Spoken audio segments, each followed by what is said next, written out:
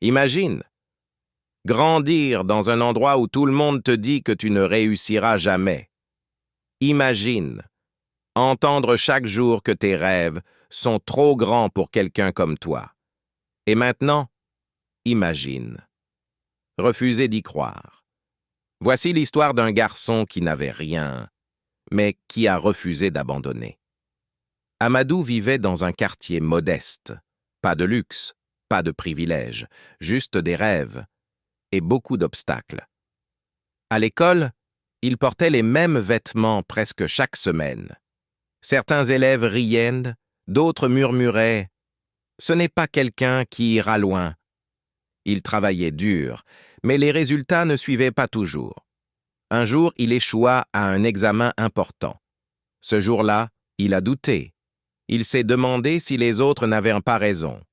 Le soir, il rentra chez lui, découragé. Sa mère, fatiguée après une longue journée de travail, remarqua son silence. Il lui expliqua tout, l'échec, les moqueries, le découragement. Elle le regarda et dit calmement, « La pauvreté n'est pas une malédiction. Abandonner, oui. » Cette phrase a frappé son cœur. Ce soir-là, il prit une décision. Il ne serait plus victime de sa situation.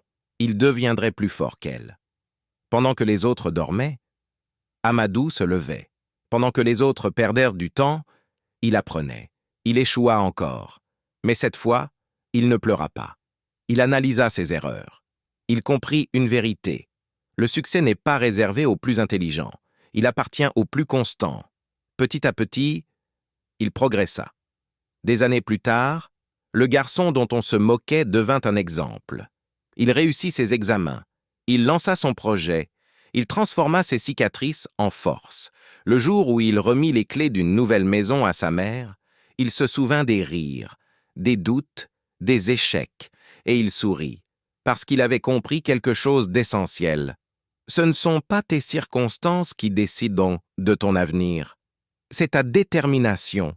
Si tu traverses une période difficile, si tu as échoué, si les gens doutent de toi, rappelle-toi, chaque grande réussite a commencé par des moments invisibles de sacrifice. N'abandonne pas, parce que peut-être, dans quelques années, tu regarderas en arrière et tu diras « Heureusement que je n'ai pas abandonné ».